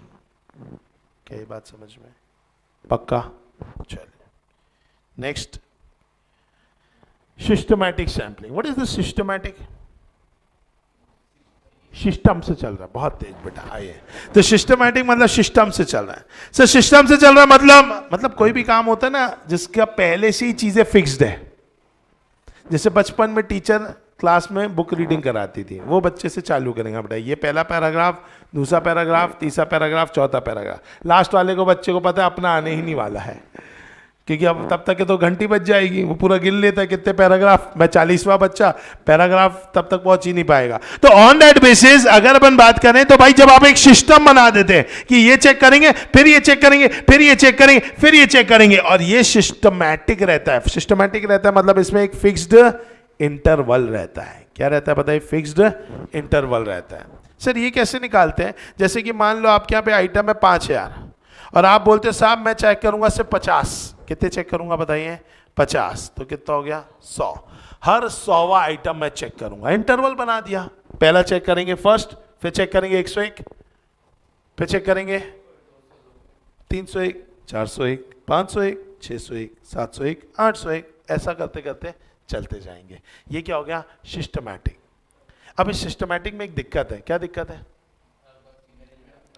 Very good, management को पता चल गया ये तो 101, 201, 301 खेलता है, तो पता चला ये बीच बीच में लफड़ा कर रहा है और 100, 200, 101, 201, 301 को बहुत मस्त रख रहा है। इतना मस्त रख रहा है कि देखने के बाद तुमको लगे यार कितना खराब आदमी हूं मैं, इन लोगों के ऊपर शक कर रहा था, ये तो कितने भले मानुस हैं। अपन को ऐसा लग सकता है अपने ऊपर ही गिल्टी आ जाए, अपन को अपने ऊपर ही धिक्कार लगने लग जाए क्योंकि इन लोगों ने इतना अच्छा मेंटेन किया, लेकिन इन्होंने मैनेज भी सिर्फ वो आइटम किया क्योंकि इन्हें पता है कि आप उन्हीं आइटम को क्या करने वाले हो? चेक करने वाले। इसीलिए इसमें फ्लेवर डालना चाहिए किसका? हैफ्जर्डनेस का। किसका? हैफ्जर्डनेस का। बार बार स्टार्टिंग पॉइंट चेंज करते जाओ। 101, 201, 301, 350, 450, 550, 680, 680, 780, 880। बार बार आप क्या कर रहे हो? अपना पॉइंट चेंज कर रहे हो, तो फिर वो चीज क्या नहीं रहेगी बताइए? एक जैसी नहीं रहेगी। तो उसका मतलब है वहां पे हल्का सा फ्लेवर किसका आ जाएगा? हैफ्जर्डनेस का भी। सर पक्का ऐसे ही करना पड़ेगा क्या? पॉपुलेशन डिवाइडेड बाय जितना यूनिट चेक करना? नहीं बेटा, आप कैसे भी कर सकते हो। सिस्टम आप कैसे भी बना सकते हो। एग्जाम्पल, महीना वाइज सिस्टम। अप्रैल चेक करूंगा, मई छोड़ दूंगा, जून चेक करूंगा, जुलाई छोड़ दूंगा, अगस्त चेक करूंगा, सितंबर छोड़ दूंगा। 3 महीना चेक करूंगा, 3 महीना छोड़ दूंगा, 3 महीना चेक करूंगा, 3 महीना छोड़ दूंगा, 15 दिन चेक करूंगा, 15 दिन छोड़ दूंगा, 15 दिन चेक करूंगा, 15 दिन छोड़ दूंगा। आया कि नहीं आया? एक बिल चेक करूंगा 10 बिल छोड़ दूंगा, एक बिल चेक करूंगा 10 बिल छोड़ दूंगा। आप कैसा भी क्या बना सकते हो, सिस्टम। लेकिन इन सिस्टम को बनाते समय एक चीज ध्यान रखना कि कहीं ऐसा ना हो जाए कि उस पैटर्न में एक ही प्रकार की चीजें चेक हो रही हो। सर ये बात समझ नहीं आई। हाँ, एग्जाम्पल, हल्दीराम, नाम सुना बेटा, हल्दीराम? यस बेटा, हल्दीराम का एक कंसेप्ट है कि इनकी अपनी खुद की भी दुकानें हैं और प्लस इनका माल कहां जाता है, दूसरी शॉप पे। किराने की दुकान में हल्दीराम भुजिया सेव खाया? हाँ ठीक है। तो अगर अपन बात करें बेटा, तो हल्दीराम की सेव आती है, नमकीन आता है। अब इन्होंने बोला यार हल्दीराम इतना प्रोडक्शन कर रहा है और अभी अभी मैं इतना बढ़ा लिया अपने आप को कि मैंने अपने स्टोर्स ऑफ फ्रेंचाइजीज भी खोल दिया। अब प्रोडक्शन तो एक लेवल जितना ही करूंगा ना, ऐसा थोड़ी ना जितने स्टोर खोलते जा रहे हो उतना प्रोडक्शन बढ़ाते हो, खाने वाला खाएगा ही नहीं तो दिक्कत हो जाएगी। तो मैं क्या करूंगा, क्योंकि मेरा फ्रेंचाइजी और मेरी दुकान पहले हरी भरी होनी चाहिए, तो इसीलिए मैं पहले क्या करूंगा, माल अपनी दुकान में दूंगा। सिंपल कंसेप्ट है बॉस, कि भाई मैं क्यों पहले अपनी दुकान छोड़ के दूसरी, मतलब तुम हल्दीराम की दुकान में हल्दीराम वाले ही बोल दे स्टॉक नहीं है, कितना गंदा लगेगा सुनने में। अरे किराने की दुकान में तो चलो ठीक है, बोला हल्दीराम नहीं है भैया, बालाजी ले ले, बालाजी नहीं भैया लेस ले ले। हल्दीराम वाला बोल रहा है मेरे पास तो है नहीं भैया, बालाजी का कल मंगा के दे दूंगा, तो चलेगा क्या? ऐसा नहीं ना। तो हल्दीराम की दुकान तो हरी भरी रहनी चाहिए। तो हल्दीराम ने एक कंसेप्ट निकाला, बोले भैया फर्स्ट 15 दिन पूरी बिलिंग मेरे फ्रेंचाइजीज, मेरे स्टोर और मेरे रेस्टोरेंट की होगी, इसके अलावा माल कहीं बाहर नहीं जाएगा। 16वें दिन से माल बचेगा तो बाहर जाएगा। तो पहला 15 दिन किसका? हल्दीराम का। अब मैंने ये सोचा कि मैं 15 दिन चेक करूंगा, 15 दिन छोड़ूंगा, 15 दिन चेक करूंगा, 15 दिन छोड़ूंगा। तो अपन 15 दिन में सिर्फ क्या चेक कर रहे हैं, हल्दीराम टू हल्दीराम कर रहे हैं, हल्दीराम टू अदर्स। तो पैटर्न बन गया ना। ये ऐसा पैटर्न बनने को होना नहीं चाहिए। क्या ये बात समझ में आई? पक्का अच्छे से नीचे लीजिएगा 1 नंबर से। चलिए, क्या ये बात समझ में आ गई आपको? चलिए, क्या लिखा हुआ है यहाँ पर? आइए, क्या लिखा है? Sampling unit is divided by what दोस्तों? Sample size. स्टार्टिंग पॉइंट में भी डिटरमाइंड हैप्जर्डली। आप स्टार्टिंग पॉइंट को कैसे करेंगे? हैप्जर्डली डिटरमाइन करेंगे। Always ensure that sampling unit are not structured. Structured नहीं होना चाहिए, वही पैटर्न नहीं बनना चाहिए। हल्दीराम वाला हो गया। And multiple random starting point two avoid identifiable pattern. ये लास्ट पॉइंट कोई समझाएगा क्या? वही 101, 201, 301, 350, 450, 550, 650, 680, 780, 880, 980। आया समझ में? पक्का? चल, तो पहला कौन सा हो गया दोस्तों? रैंडम। दूसरा हो गया सिस्टमैटिक। तीसरा हो गया क्या? मॉनिटरी। सर ये मॉनिटरी क्या होता है? मॉनिटरी सैम्पलिंग मतलब ये मनी को इज्जत देता है, और मॉनिटरी सैम्पलिंग अपन लोग नहीं करते, ये करता है सॉफ्टवेयर। कौन करता है? सॉफ्टवेयर। आपको अभी याद होगा मैंने एक सॉफ्टवेयर का नाम मैंने बताया कि बेटा एक सॉफ्टवेयर होता है जो कि जनरली बिग फोर्स वगैरह यूज करते हैं। उस सॉफ्टवेयर का नाम है आइडिया। क्या नाम है बताएंगे? आइडिया सॉफ्टवेयर की अगर बात की जाए तो जो आइडिया सॉफ्टवेयर है ना, वो आइडिया सॉफ्टवेयर के अंतर्गत जो भी वर्किंग होती है, ठीक है, वो क्या करता है, वो भी जब सैंपलिंग करता है ना, तो वो हर एक रुपी को एक सैंपल मान के करता है। वो एक बिल को एक सैंपल नहीं लेता है, वो हर एक रुपी को एक सैंपल करता है, और उसी लिए कंसेप्ट यूज किया गया मॉनेटरी सैंपलिंग। तो मॉनेटरी सैंपलिंग क्या है? मॉनेटरी सैंपलिंग बोल रहा है it is applied with the help of software called IDEA, where every rupee is considered as a sampling unit. हर रुपया क्या है बताइए अपने आप में? सैंपलिंग यूनिट है। Software generate automatic sample. बोलो, आया समझ में? चल, नेक्स्ट क्या है? हैप्जर्ड। सर ये हैप्जर्ड क्या होता है? कुछ भी को अपन क्या बोलते हैं? हैप्जर्ड। सर रैंडम भी तो वही था। हाँ, रैंडम और हैप्जर्ड एक जैसे, बस ये हो जाता है कि जो हैप्जर्ड हो जाता है वो पीजे के बेस्ड पे होता है। अगर आप बुकिश वाइज जाओ तो इन्होंने बोला हैप्जर्ड मतलब पीजे के बेस पे होना। अगर आप रैंडम पे जाओगे तो इन्होंने पीजे की बात नहीं की है, इन्होंने बोला it is selected using random number table या पिकिंग अप रेंडमली। तो मैं बोला तो पीछे नहीं लगा रहे हो, तुमको साइंटिफिक कुछ लगा रहे हो तो कंप्यूटर से बोल रहे हो या तो फिर कुछ भी लॉट से निकाल रहे हो ऐसा, लेकिन तुम दिमाग लगा के निकालो तो इसे अपन क्या बोलेंगे, हैज़र्ड। अच्छा, दिमाग लगा के निकाल रहे हो मतलब पीछे लगा रहे हो, मतलब बायसनेस है, और बायसनेस है तो बायसनेस गंदी है कि अच्छी है, दोनों हो सकती है। लेकिन यहां पर क्योंकि ऑडिटर लगा रहा है, ऑडिटर मतलब अपन ही लोग लगा रहे हैं, तो अपन कैसी बायसनेस लगाएंगे, गंदी, अच्छी। तो अपन मटेरियल आइटम को ज्यादा चेक करेंगे, मार्च महीने को ज्यादा चेक करेंगे, समझ में आ रहा है, ऐसी चीजों को ज्यादा चेक करेंगे। तो क्या लिखा हुआ है पढ़ेंगे, क्या बोला है, non statistical sampling method based on PJ, auditor prefer high value transaction. वो ज्यादा से ज्यादा क्या करता है बताइए, हाई वैल्यू ट्रांजेक्शन को चेक करता है। And it is not appropriate when using statistical. बोले तुम स्टैटिस्टिकल भी कर लो, हैप्टेड भी कर लो, ऐसे थोड़ी ना चलेगा, कोई भी एक ही रखना पड़ेगा। तो कौन कौन से हो गए, पहला रैंडम, सिस्टमैटिक, मॉनेटरी, हैप्टेड, ब्लॉक। अब क्या पढ़ने वाले हैं, ब्लॉक। सब व्हाट इज ब्लॉक। ब्लॉक के अंदर ना क्या बोला है, बोले यार ये आप एक काम करो। अब ऐसे में क्या होता है, जब अपन एक एक चीज को चेक करते हैं ना तो बहुत दिक्कत जाती है, कई चीज चेक हो पाती है, कहीं नहीं हो पाती, कहीं अच्छे से होती, कहीं अच्छे से नहीं होती। इससे अच्छा पूरा मजा लेना है ना तो ब्लॉक बना लो। It is just like restaurant जाना है, रेस्टोरेंट गए हो, यस। रेस्टोरेंट में ना दो प्रकार की चीजें मिलती है, एक मिलता है आपका नॉर्मल खाना और एक मिलता है प्लैटर्स। क्या मिलता है बेटा, प्लैटर्स, नाम सुना प्लैटर्स, यस, चाइनीज प्लैटर्स। इसमें क्या क्या होता है, क्या क्या होता है बताओ बेटा, noodles, fried rice, Manchurian, oh my God, ठीक है, अच्छा पनीर चिली। तो अगर अब आपने देखा पनीर चिली भी है, मंचूरियन भी है, ड्राई अपना नूडल्स भी है, सूप भी है, वो सब बना के दे दिया प्लेटर। अब तुम ऐसे नूडल्स लेने जाओगे 200-300 रुपए का पड़ता है, लेकिन प्लेटर लोगे 400 रुपए में इतना सारा खाना मिल जाता है, बट वो वेराइटी मिलती है, क्वांटिटी नहीं मिलती। तो बोले तुम एक काम करो, अगर तुम्हें मजे लेने हैं ना अच्छे से, प्लेटर तैयार करो। ऑडिटर तुम ऐसा मत करो परचेजर्स को चेक कर रहे हैं, सेल को चेक कर रहे हैं, अपना एक्सपेंसेस चेक कर रहे, नहीं, सब उठाओ, थोड़ा थोड़ा उठा उठा के डालते जाओ और डब्बे बनाते जाओ, थोड़ा थोड़ा उठाते जाओ और डब्बे बनाते जाओ, और फिर उन डब्बे में तुम्हें जो डब्बा चेक करना वो डब्बा चेक करो। 10 डब्बे बना दिया अपने, थोड़ा थोड़ा परचेज, थोड़ा थोड़ा सेल्स, थोड़ा थोड़ा एक्सपेंस, थोड़ा थोड़ा परचेज, थोड़ा थोड़ा सेल, थोड़ा थोड़ा एक्सपेंस, थोड़ा थोड़ा परचेज, थोड़ा थोड़ा सेल्स, थोड़ा थोड़ा एक्सपेंसेस। अब ये डब्बे बन गए। अब अपने पास 10 डब्बे, सोच लो कितने डब्बे चेक करने हैं, साहब हमें 5 डब्बे चेक करने हैं, ठीक है, एक काम करो, एक उठाओ, एक छोड़ो, एक उठाओ, एक छोड़ो, एक उठाओ, एक छोड़ो, जो करना है कर लो। तुमको लग रहा है कि भैया नहीं 5 पहले वाले करूंगा, 5 बाद वाले छोड़ दूंगा, छोड़ दो, हमारा क्या। पहले वाले 5 नहीं करूंगा, बाद वाले 5 करूंगा, वो कर लो, हमारा क्या है। सर 2 छोड़ के 1 लूंगा, 2 छोड़ के 1 लूंगा, मेरा क्या है, तेरे को जो करना है भाई तू कर ले। लेकिन अपन ने ऐसा क्या बना लिया, ब्लॉक। अब पता है कई कई जगहों पर ना पहले से ही धंधा इतना अच्छा है कि ब्लॉक बना हुआ है। जैसे एग्जाम्पल, अब डीमार्ट की बात की जाए, डीमार्ट का सेंट्रल ऑफिस होगा मुंबई में।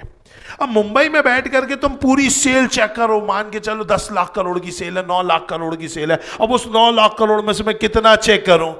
इससे अच्छा पता है क्या करो, कुछ नहीं, तुम कोई डीमार्ट पकड़ लो, ऑल ओवर इंडिया में 100 डीमार्ट है, एक काम करो 20 डीमार्ट चेक करूंगा, पूरा डीमार्ट चेक कर डालो 20 का 20, उसके अंदर तुमको परचेज भी मिलेगा, उसके अंदर तुमको सेल्स भी मिलेगा, उसके अंदर तुमको इनकम भी मिलेगी, उसके अंदर तुम्हें एक्सपेंसेस भी मिलेंगे, एसेट भी मिलेगी, लाइबिलिटी भी मिलेगी। वो 20 को जम के चेक कर डालो, तुम्हें 80 चेक नहीं करना, कितना चेक करना है, 20।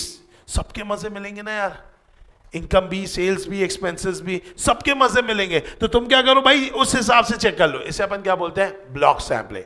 कि आप क्या करो, आप एक ब्लॉक बनाओ और उस ब्लॉक को ही क्या कर डालो बताइए, चेक कर डालो। क्या बोला है ब्लॉक सैंपलिंग में, पढ़ो।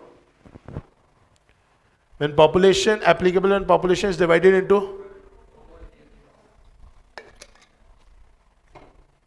homogeneous block of connected item, instead of picking sample from each block, auditor picks up the block and check fully.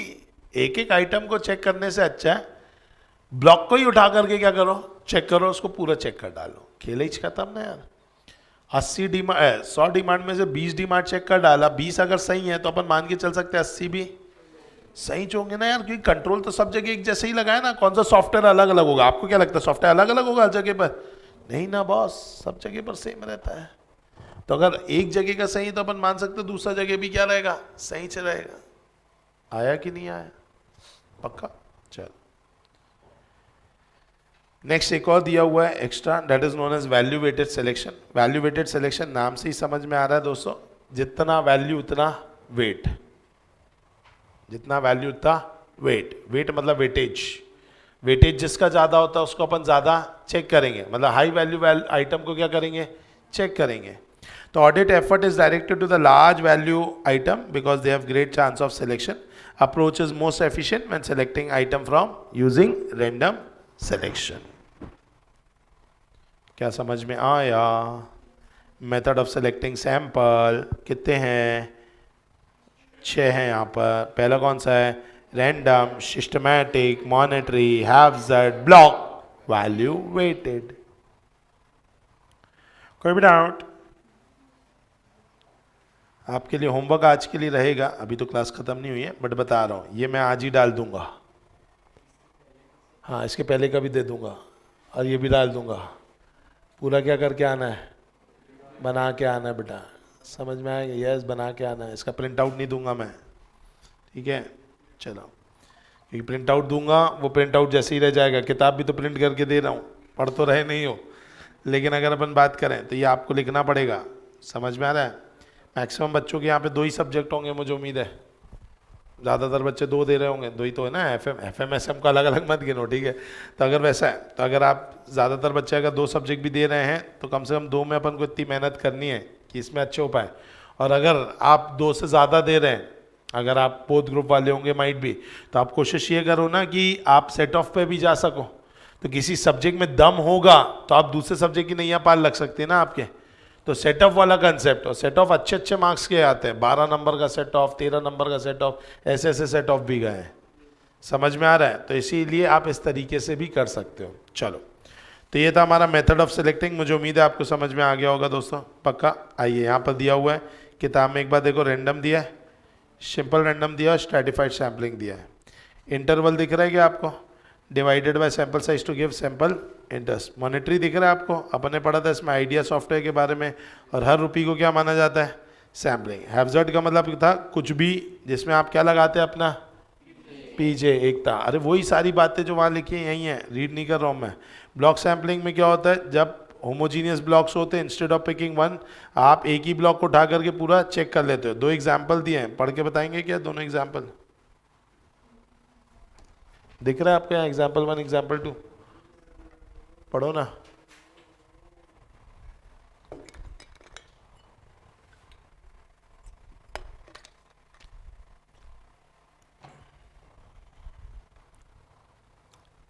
बोलेंगे एग्जाम्पल 1। बिग बाजार has many outlet, almost every outlet houses similar range of inventory, so instead of checking few sample, item may pick few outlet and count 100%। Example 2 वैसा है। क्या ये बात समझ में आ गई? और वैल्यू वेटेड। कोई भी doubt? Last concept of the day, ठीक है, ध्यान से समझना। फिर अपन कल की क्लास में ऐसे 5:30 करेंगे। ये जो दिख रहा है इतना इतना, ये कल की क्लास का है, ठीक है? चलो, अब आते हैं मेन बात पे, ठीक है? क्या आपको याद है अपन ने कभी किसी जमाने में ऑडिट रिस्क पढ़ा था? और जमाना 4-5 दिन पहले गई था नलायक को। तो मुझे ये बताएंगे, what do you mean by audit risk? गलत ओपिनियन देने का खतरा। ऑडिट रिस्क का मतलब होता है गलत ओपिनियन देने का खतरा। मैं बोल रहा हूं सैंपलिंग रिस्क, इसका मतलब क्या होगा? सैंपलिंग की वजह से गलत ओपिनियन देने का खतरा। मतलब ओपिनियन देने का तो गलत खतरा है, किसकी वजह से? सैंपलिंग की वजह से अगर ऑडिटर एक गलत ओपिनियन देता है तो उसे अपन क्या बोलते हैं? Sampling risk. इसका मतलब यह है कि सैंपल करके जो मैंने ऑडिट ओपिनियन दिया, काश अगर मैं पूरा का पूरा चेकिंग करता तो मां कसम वो ओपिनियन नहीं देता जो मैंने दे दिया। अगर मैं पूरी चेकिंग करता तो पक्का वो ओपिनियन नहीं देता जो मैंने सैंपल करते समय ओपिनियन दे दिया, उसे अपन क्या बोलते हैं, सैंपलिंग रिस्क। अब मुझे ये बताना दोस्तों, जैसा कि आपको पता है कि अपन ने दो कंसेप्ट पढ़े, टीओसी टीओडी, बस फुल फॉर्म बता दो बाकी मैं संभाल लूंगा। बताओ व्हाट इज टीओसी? इसको बोलते कंप्लायंस प्रोसीजर। मैं इतना दूर तक के तो जा ही नहीं रहा, मैं बस बोल रहा हूँ टेस्ट ऑफ, ये क्या है, टीओडी, बस इतना ही सुनना बेटा। इसको क्या बोलते हैं वो मुझे पता है, सब्सटैंटिव प्रोसीजर। मुझे आपके ऊपर विश्वास नहीं है। अगर अपन बात करें तो मैं ये जानना चाहता हूं दोस्तों, टेस्ट ऑफ कंट्रोल मतलब किसका चेकिंग? Internal control. किसी भी एंटरप्राइजेस में एक इंटरनल कंट्रोल होता है कि अनेक होते हैं?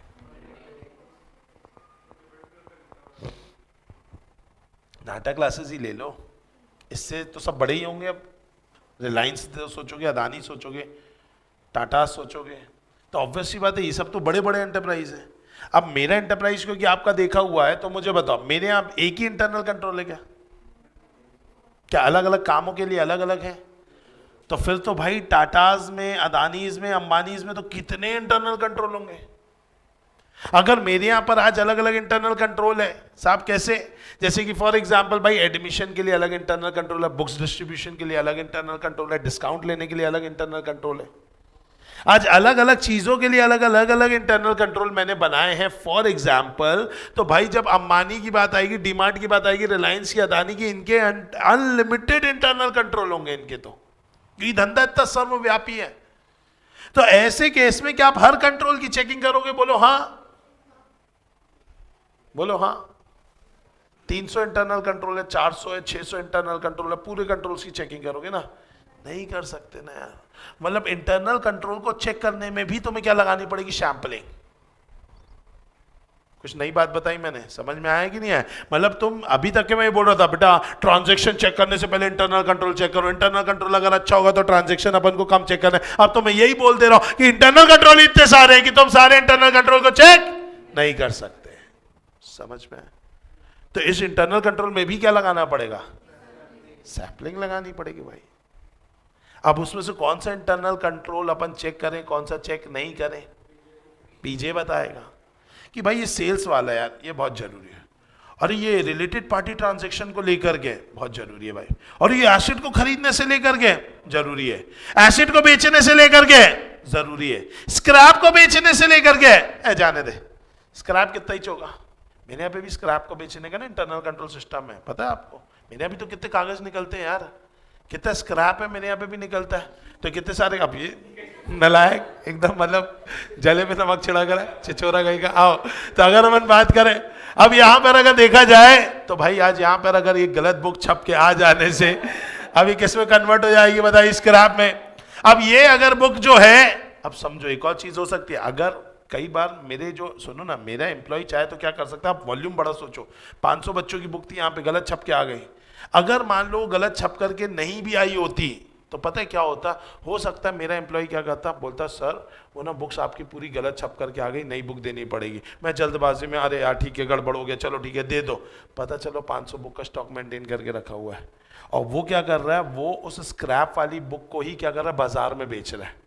भाई टीचर्स की बुक्स भी तो बिकती हैं, तो जो बच्चों ने लेक्चर लिया ठीक है, मेरी तो बुक्स भी जा, मेरी साउथ तक बुक जा रही, मेरे को समझ नहीं आ रहा कैसे, मतलब साउथ में बैठे हुए बच्चे बुक्स खरीद रहे हैं, ऑर्डर प्लेस हो जाता है, बाद में पता चलता है। तो मेरी खुद की बुक्स भी क्या हो रही है, बिक रही है। हालांकि मैंने अभी तक उतनी मार्केटिंग नहीं की अपनी बुक्स की। रीजन है कि मेरा आईसीआई का मॉड्यूल और मेरा बुक्स थोड़ा डिफरेंट है। जब तक मेरा लेक्चर और आप बुक दोनों नहीं लेंगे तो chances will be very less कि आपको समझ में आए। बट राइट नाउ भी मैंने हिंदी की बुक लॉन्च की है, आप विश्वास नहीं मानेंगे, हिंदी की बुक का मैंने एडवर्टीजमेंट अभी चालू भी नहीं किया, 25 से ज्यादा बिक चुकी है। तो ऑब्वियस सी बात है, तो अभी मैं जानबूझ के अपने थ्योरी का एडवर्टीजमेंट इसलिए नहीं करता हूं कहीं गलत बैडविल ना चले जाए कि अरे यार सीए में तो कुछ अलग चैप्टर है, इनके चैप्टर ही अलग है। मेरा पढ़ाने का तरीका अलग है, फिर कंपेयर तो वो दिक्कत आएगी ऑब्वियसली, तो इसलिए मैं करता नहीं हूँ। चलो अब मेन बात पे आता है, फिर भी बुक्स अपने आप एडवर्टीजमेंट या जैसे तैसे भी बिक रही हैं। हो सकता है कि अगर चांसेस आर वेरी मच कि क्या होने लग जाए, भाई ये जो बुक्स है ये मेरा एम्प्लॉय बाहर बेचने लग जाए मार्केट में, मैं स्क्रैप सोच करके 2 रुपए किलो मान करके चलूँ, उसको पता चला 2000 रुपए की बुक बना करके बेच रहा हूँ बाहर, चांसेस आर वेरी मच। यही काम, चलो मेरा इंस्टीट्यूट छोड़ दो बेटा, यही काम पता है रेमंड्स में होता है। लोग क्या करते हैं, लोग भैया वो शर्ट बन के तैयार हो गई, 500 रुपए की, 800, 500 800 तो नहीं होती, 1600 1700 3000 4000 की शर्ट है। अब उसको क्या बता रहे हैं, उसको ये बता रहे हैं कि भैया ये जो शर्ट है ये स्क्रैप हो गई है।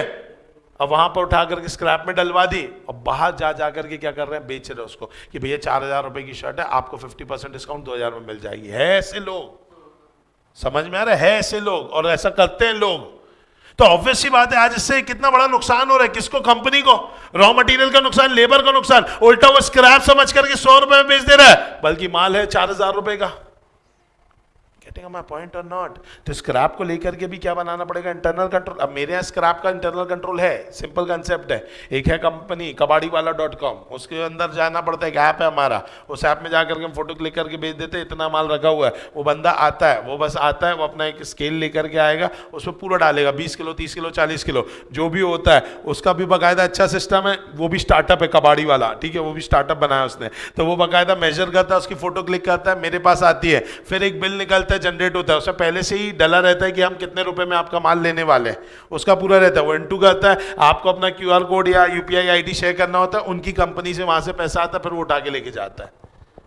तो आप समझ रहे ना। अब मेरे यहाँ पर स्क्रैप बेचने का तरीका ऐसे ही है, पहले स्क्रैप कोई भी चीज होगी तो पहले वो फॉर एग्जांपल मैनेजर के पास से होते हुए या कोई भी ऑथराइज पर्सन के पास से होती हुई जाएगी। कोई भी चीज ऐसे नहीं बिकती, कहीं पे भी नहीं बिक जाती कि ठेले वाले को बेच दिया, रिक्शा वाले को बेच दिया, नहीं। उसके लिए हमने अलग से क्या किया, कबाड़ीवाला.com उससे के साथ टाई अप किया हुआ। तो ये क्या है, दिस इज व्हाट दोस्तों हमारा इंटरनल कंट्रोल सिस्टम। बट इससे हम कितना कमा लेते हैं बेटा, ज्यादा से ज्यादा साल भर में 5,000 10,000 15,000, बस इतना ही ना। बट वो वॉल्यूम ऑफ बिजनेस के हिसाब से 15,000 छोटा अमाउंट हो जाता है। तो भैया उसके लिए इंटरनल कंट्रोल का अपन नाटक क्लासेस के स्क्रैप वाले कंट्रोल को चेक नहीं करेंगे, क्योंकि मेरा कौन सा लोअर लंगड़ का काम है भाई। यही आप चले आओ कहाँ पे, गोयल टीएमटी आप चले आओ, कोई भी टीएमटी, वहां जो स्क्रैप निकल रहा है बॉस वो करोड़ों का है, क्योंकि स्केल ऑफ बिजनेस ही 1000 करोड़ का, 100 करोड़ का स्क्रैप निकालेंगे नहीं तो 10-15 करोड़ का स्क्रैप तो निकालेंगे यार। और वो स्क्रैप भी अलग तरीके से बिकता है। तो भैया वहां पर आपको चेक करना पड़ेगा, नाटक क्लासेस में चेक नहीं करना। वो कहां पे चेक करना, कहां नहीं चेक करना, वो कौन डिसाइड कर रहा है, आपका पीछे। तो कुल मिला के इतनी बातों से मैंने आपको ये बताने की कोशिश की कि इंटरनल कंट्रोल भी चेक होता है और उसमें भी सैंपलिंग होती है। समझ में आया? पक्का। अब इंटरनल कंट्रोल डेट इज कंप्लायंस प्रोसीजर में आप चेक करो। अब सुनना ना, मेरी वर्डिंग सुनना, बस 5 मिनट संभालो अपने आप को बेटा। आप मुझे बताइए इंटरनल कंट्रोल में क्या मिस स्टेटमेंट होगी, कैसा बोलना सही है, the internal control is miss stated. English सही लग रही है क्या? नहीं। इंटरनल कंट्रोल जो है वीक या स्ट्रॉन्ग आप बोल सकते हो, वेरी गुड। मिस स्टेटेड नहीं बोल सकते। और यहां पर हम वीक और स्ट्रॉन्ग भी नहीं बोलेंगे, हम बोलेंगे इंटरनल कंट्रोल ऐसा होना चाहिए लेकिन ऐसा नहीं है। क्या बोला? ऐसा होना चाहिए लेकिन ऐसा नहीं है, मतलब वो डिविएटेड है। कैसा है बेटा? डिविएटेड। मतलब if there is a deviation in internal control, वो अपन को चेक करना पड़ेगा। क्या चेक करना होगा? डिविएशन। और सर ट्रांजैक्शंस में डिविएशन होता है? नहीं, ट्रांजैक्शन में मिस स्टेटमेंट होता है। तो इंग्लिश सिखाया मैंने आपको, क्या सिखाया? इंटरनल कंट्रोल में डिविएशन वर्ड यूज होगा और टेस्ट ऑफ डिटेल में मिस स्टेटमेंट वर्ड यूज होगा। क्या अंदर गई कि नहीं ये बात बेटा? तो भाई डिविएशन वर्ड कहां यूज होगा? इंटरनल कंट्रोल में। और मिस स्टेटमेंट वर्ड कहां यूज होगा? ट्रांजैक्शंस में। अंदर गई ये बात? पक्का? अच्छे से। तो अब ध्यान से समझो, अब ध्यान से समझो, अब ध्यान से समझो। मुझे ये बताओ बेटा, मुझे लग रहा है, ध्यान से देखना, मुझे लग रहा है internal control are deviated but they are not, या मुझे लग रहा है internal control are not deviated but they are. Hindi में बताओ क्या लिखा है? पहला point, internal control are deviated but they are. मुझे क्या लग रहा है? इंटरनल कंट्रोल आर डिविएटेड, ये मुझे लग रहा है, बट वो डिविएटेड नहीं है। अच्छा, internal control are not deviated, but मुझे क्या लग रहा है, मतलब मुझे लग रहा है इंटरनल कंट्रोल डिविएटेड नहीं है, बट एक्चुअली में दे आर। अच्छा, यही कंसेप्ट कहां पर भी होगा? मिस स्टेटमेंट के काम मामले में मुझे लगेगा मिस स्टेटमेंट है।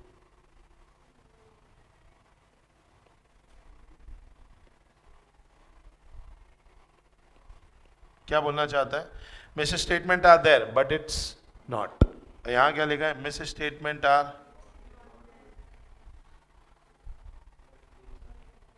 But there is.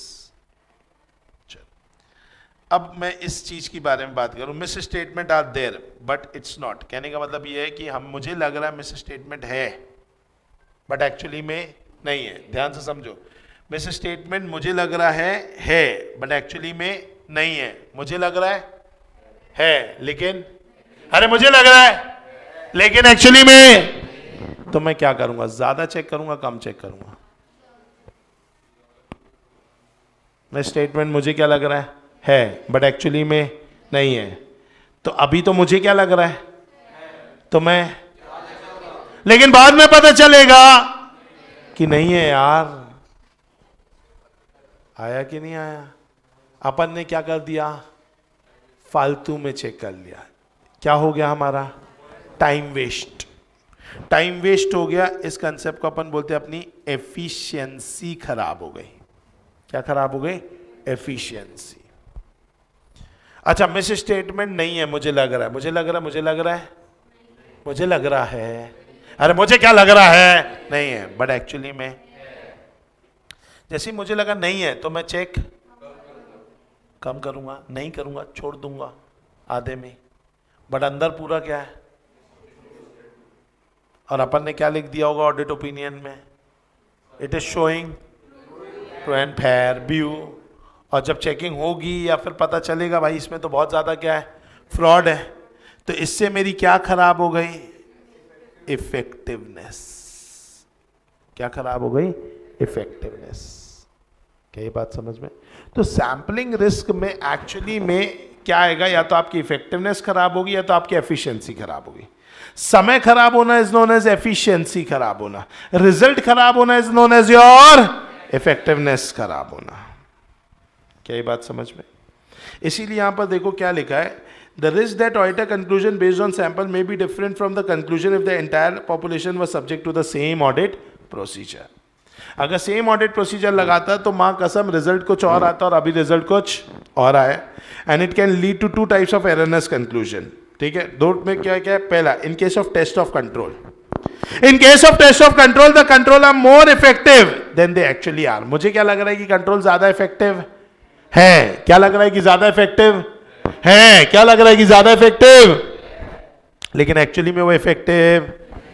या फिर टेस्ट ऑफ डिटेल में मिस स्टेटमेंट नहीं है बट एक्चुअली में, मिस स्टेटमेंट नहीं है बट एक्चुअली में, अरे मिस स्टेटमेंट नहीं है बट एक्चुअली में है।